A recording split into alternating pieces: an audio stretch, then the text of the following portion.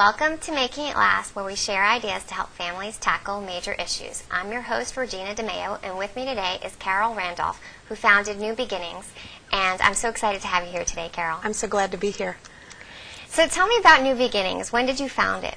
I started it in 1979. Okay. After my first marriage ended. It was a relatively short marriage, and I had no children. And at that time, there were no support groups for people without kids. They were all single-parent groups. And that's really still the case today, except for our group. Oh, wow.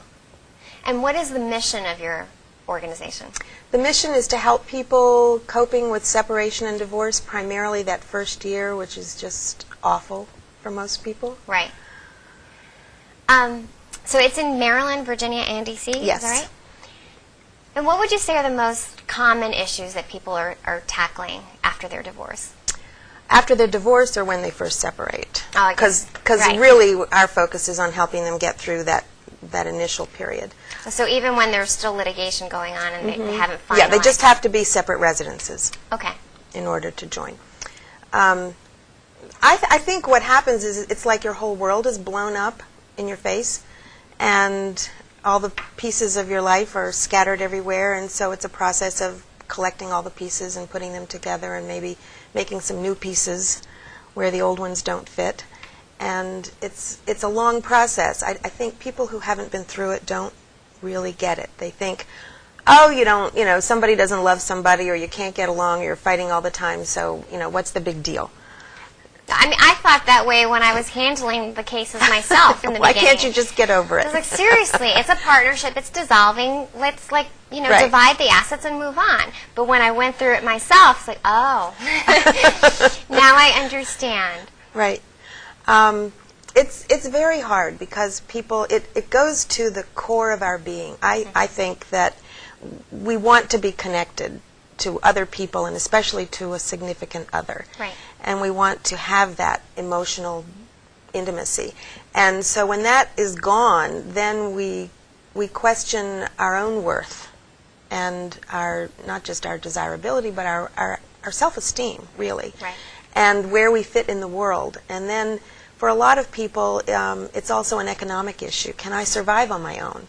If somebody hasn't worked, if they've been a stay-at-home mom, and they've let their career go to help their husband's career, or they've put off schooling or anything, then all of that is going to come back, and they're going to go, oh, now I'm not prepared to go out into the world and support myself and, maybe my kids, or put a roof over my head. So there's that. And if you've been married a long time, there's your retirement issues, and financial security for the future that are scary for you. So all that, and it's not just women. I don't want to sound like it's just women who have those financial fears, because men have them too. And that's one of the really wonderful things about our group, is that it's co-ed. Right. Everything we do is co-ed.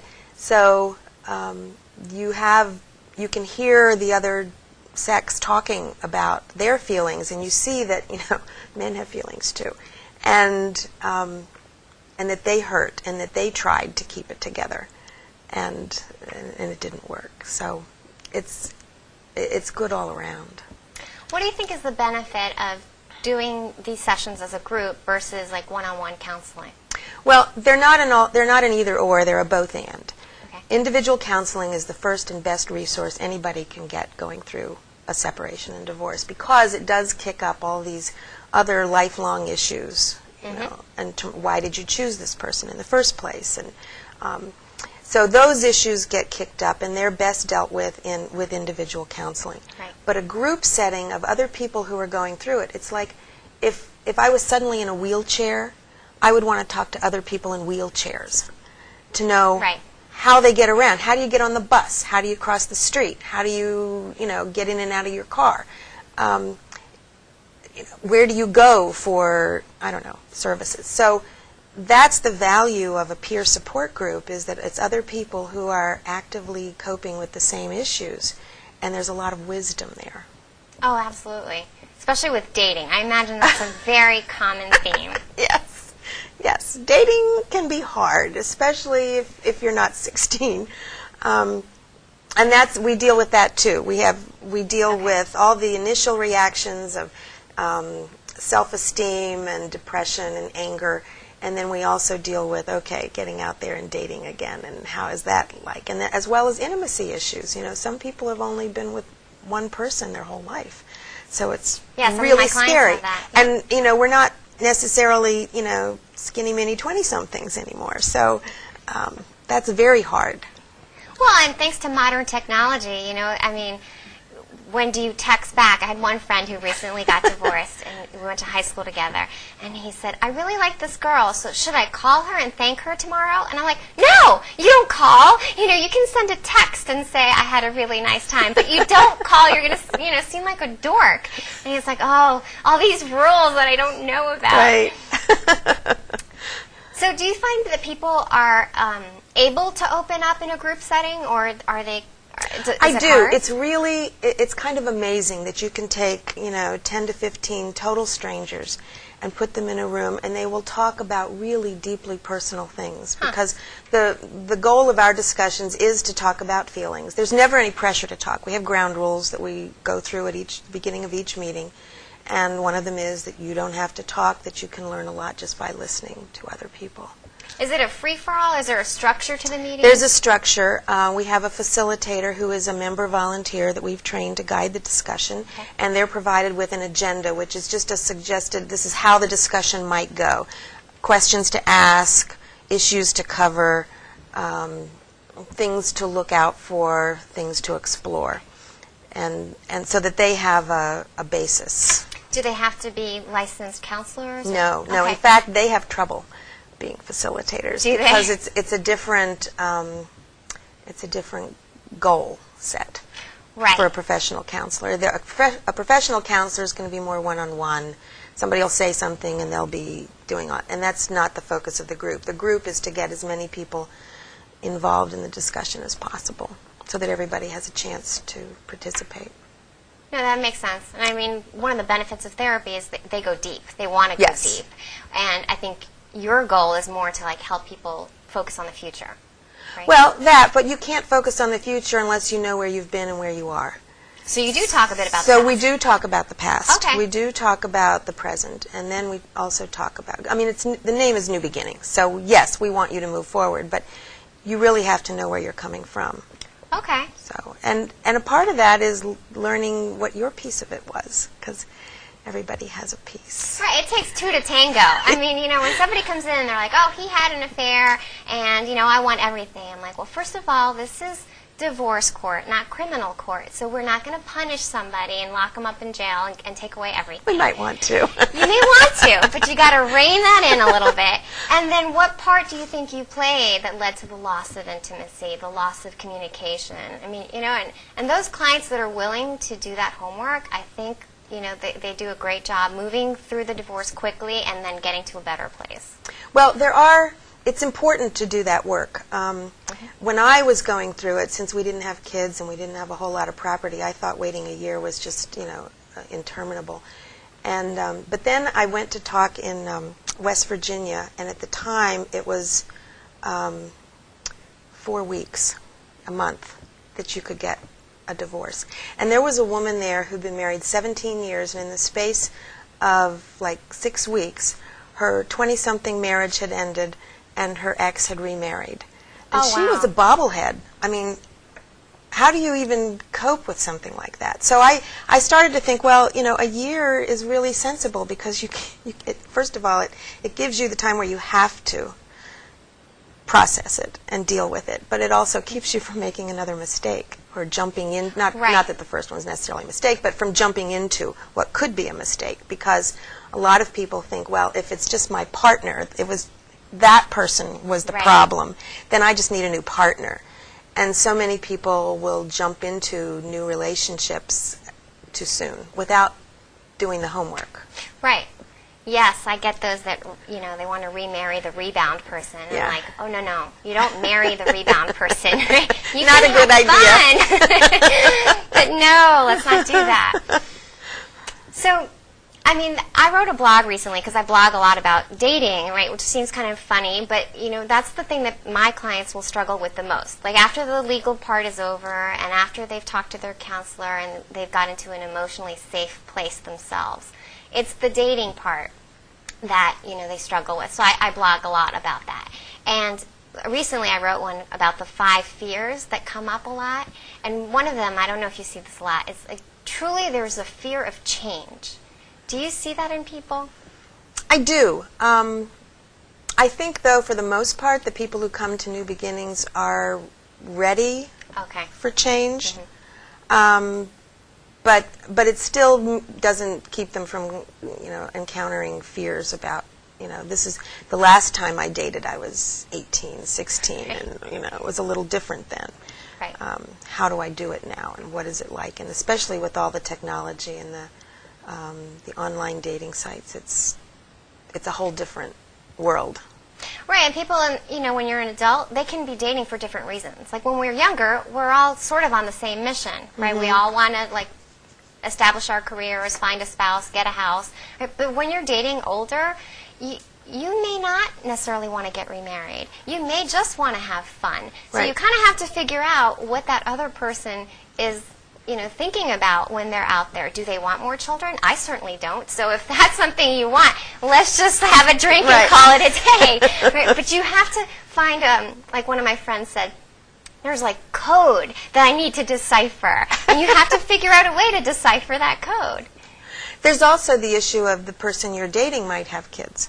Right. And so whether or not, you know, you might not want to be a step-parent to someone else's kids. And that's really the primary cause of ruptured second marriages is step-parenting issues. No, absolutely. You know, I think some people, like I dated a guy once, his expectation was that a step-parent should love that child as if she was that person's child. And I'm like, well, that's not realistic, right? I have my kid, and I love him like nobody's business, but I will never love another child, that same way. It's not the same bond. I would love to be somebody's friend, you know, or mentor, but I'm not interested in being stepping in as a parent role to somebody else. Right. And then, of course, it also, you have the relationship with the ex. As the step-parent. So depending on how well your partner and his or her ex has negotiated their divorce is going to affect your marriage. If they haven't worked out a lot of stuff, then you're going to get pulled into the maelstrom. No, I agree, totally. And the other question I have is, you know, there's a lot of people that are afraid of being alone. Does that come up a lot? Yes, I think that's probably one of the primary issues at the very beginning is being alone. For a lot of people, especially if they married early or right out of college, maybe they've never really lived alone. And that can be both energizing and terrifying to somebody to be on their own. I have some female members who have bought a house for the first time on their own. And how exciting that is for them to have their own space. And I remember negotiating a car deal by myself. Yeah, who does that? Oh my God. That's really scary. Yeah. I mean, like, I was used to playing good cop, bad cop, and now it's like, where's my bad cop? Right. Right. And I had a guy just email me and say that, you know, he had just moved into his own apartment and he was enjoying the peace and quiet. Yeah. And so if there's been a lot of conflict, being alone can feel like a respite. Right. We're going to take a short break, and then we will be right back. Crack don't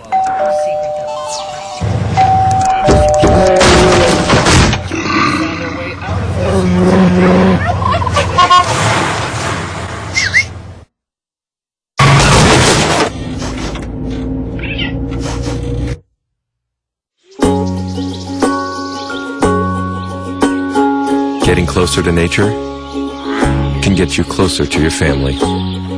Go to discovertheforest.org.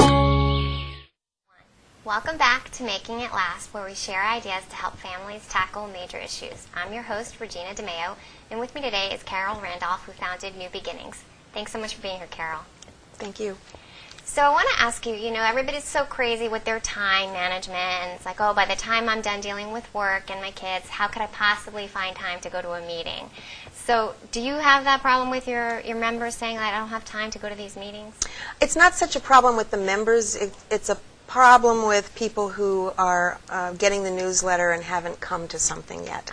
Once they get to something, they recognize the value and how wonderful it is. People make lifelong friends in the group.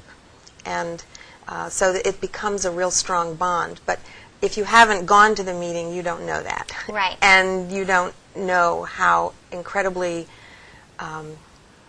reassuring it feels to sit in a room with other people who are going through the same thing and to feel heard and understood for maybe the first time. Right. I mean, if you're the first one in your peer group to go through a divorce, nobody gets it. Right. Like, what do you do? Which is why, actually, a lot of my friends that were older came in handy, right? So, when I was going through my divorce, it was my friends in their 40s that had already gone through a divorce that came in handy, as opposed to those that were, in their 30s, and I'm like, what are you doing? Right. Right? Which brings me to another question. What's usually the age range of the people that you have in your groups? Probably now most of our folks are 50 plus. We have members under 50. Any given meeting is going to draw, a different group of people, so it's hard to say. But when I started the group, most of us were under 50, and now, I don't know, it's not like we have the same people, so I don't, but somehow we've aged. And do they find that their friends are able to rally, or not so much? We actually have a topic coming up called Family Ties, where we talk about family and friends and their reactions. And we have another topic called What Are Friends For, where we talk about friends' reactions, because there are a lot of surprises. People you think who are going to be on your side fade into the woodwork, and people who you might have thought were going to take his or her side rally to you. It's unfortunate that friends think they have to take sides. Right. And so some of them just disappear because they can't do that. It is hard to be friends with both people. But some friends, I learned a lot about being a friend to somebody going through this. When I was, I knew that if I picked up the phone and called my ex, I would be, a mess for the rest of the day. And so I sat there looking at the phone and don't pick the phone up, don't do that. Right. And of course I did. And of course I was a mess the rest of the day.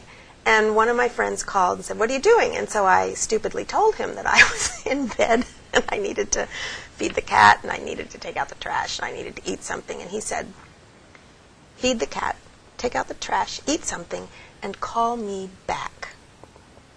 It was the most, and so, I could have just lied, that I hadn't done that. But something about being accountable to somebody for that made me get up and feed the cat and take out the trash. And I got back in bed, but I really believe that then, when he called me, I could say I had done that. And I really believe that kept me from, I would have been in bed still today, I think, if he hadn't. So it taught me a lot about how so many people say, "Well, call me if you need anything." Well, use your imagination. Think about what I might need. Right. Invite me to dinner. Call me up. Invite me to go to a movie. Pay attention. Don't leave it to me to ask you to be my friend. Right. So I learned a lot from that, and I'm hoping that I can be a better friend when someone else goes through it.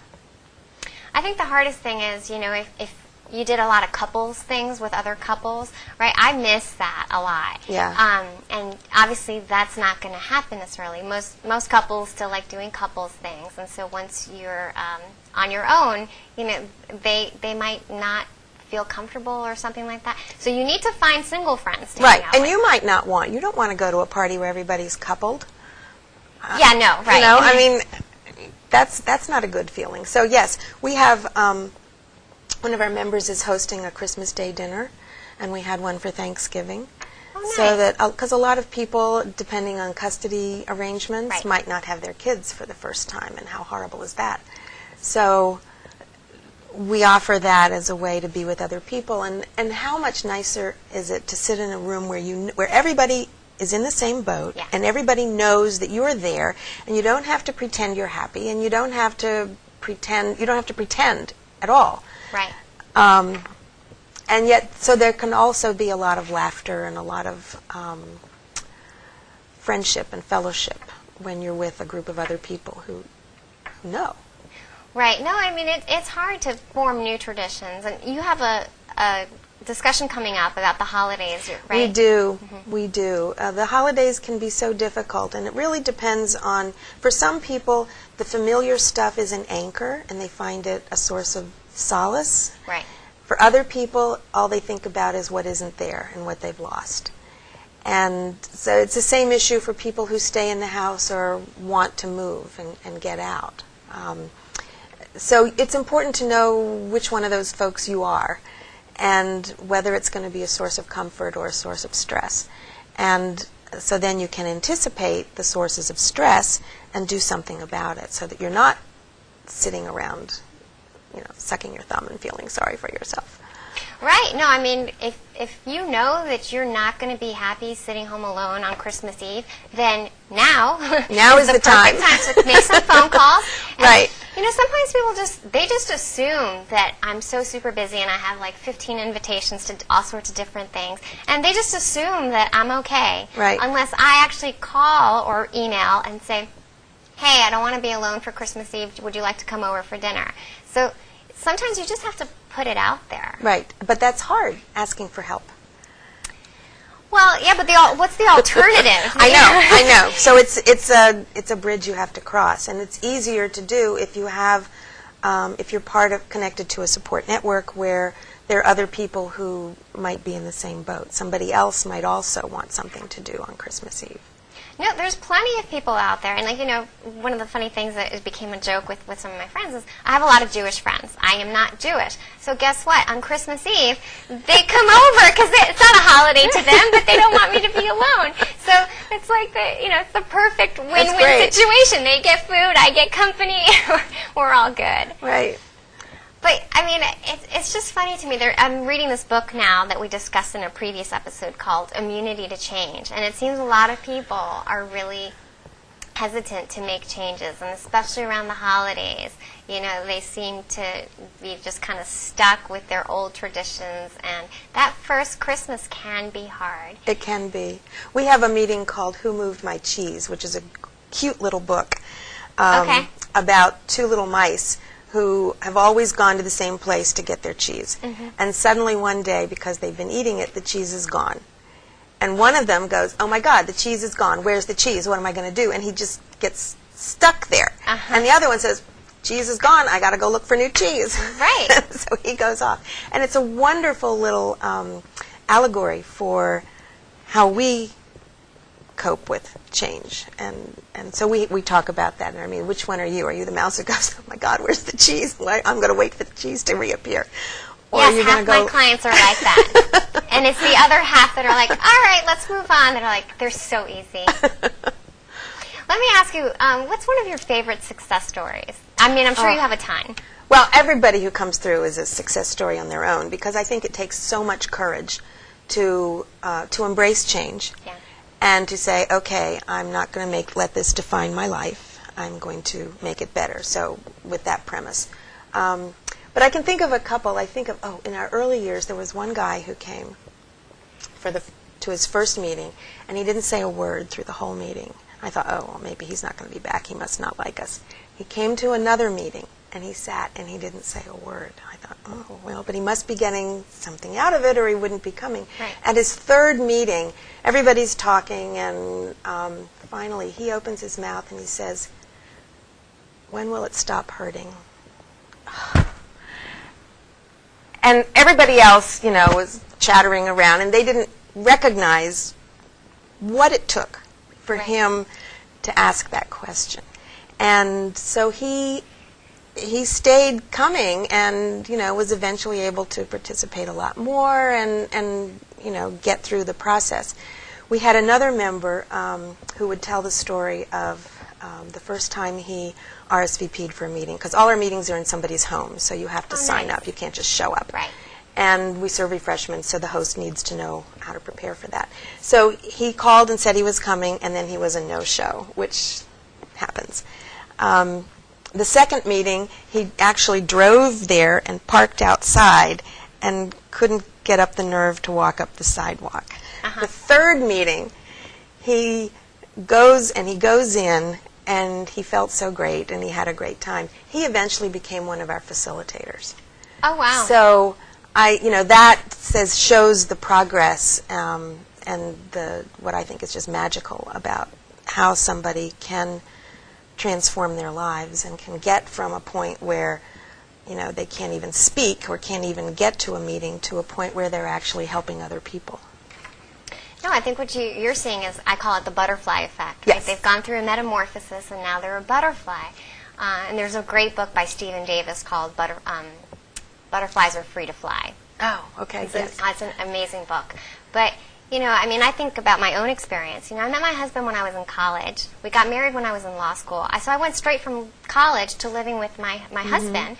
And so it's not until the divorce I had to start living by myself for the first time. And that's something hard to get used to when you come home. Well, because it's amazing. We don't really know ourselves necessarily. Right. We think we've been with ourselves all our lives, but we really haven't. And we talk about in our meetings that first night or time when you recognize, okay, I have chosen to be with me tonight. I had other things I could do, but I'm staying home and I'm sitting here and I'm reading a book or watching a movie or something, and I'm feeling okay. This isn't, the dregs. This isn't, because I couldn't do something else. I've chosen this, and that's a really good place to get to. Oh, it took me 2 years to get to that point. You're right. Every opportunity I had to possibly go home and just chill, I avoided it like the plague. I was like, oh, is there a party? Is there a happy hour? Is there, a movie? Anything to escape the loneliness of going home until it stopped being lonely. Right. And that stage is called running. One of the handouts we give out is from a book, and I'm blanking on the title, but the stages of separation. There are stages, and this is what people don't recognize, that it's chaos in the beginning, and they think there's no logic to this, and it's just, chaos. But there are stages that people go through, and running is one of them, where I'm just not going to be alone, I'm going to do anything I can, and it's actually can be a good stage, because it's often when you establish your social networks. Right. And the things that are going to be your anchor going on. So if people wanted to contact you for more information, because this has been great, I'm sure that your website has a lot of information. Yes, it's newbeginningsusa.org, and you can sign up for our newsletter. We have 4 meetings a month in Maryland, D.C., 4 in Virginia, and we have a speaker each month. And you have an upcoming program? We have a program coming up in March I'm very excited about. We did it twice this year for the first time. It's called Divorce 101. Okay. And it's 6 weeks, 2 hours each week on a Tuesday night, and we try to take people through all the practical aspects of divorce. So it's really aimed at people at the very beginning or even contemplating separation. So the first week is things to do before you separate, how to get your ducks in a row, things to think about. Get your documents. Get your documents, whether this is something you really want to do. The second week is basic law. The third week is law as it relates to kids, like visitation and custody, child support.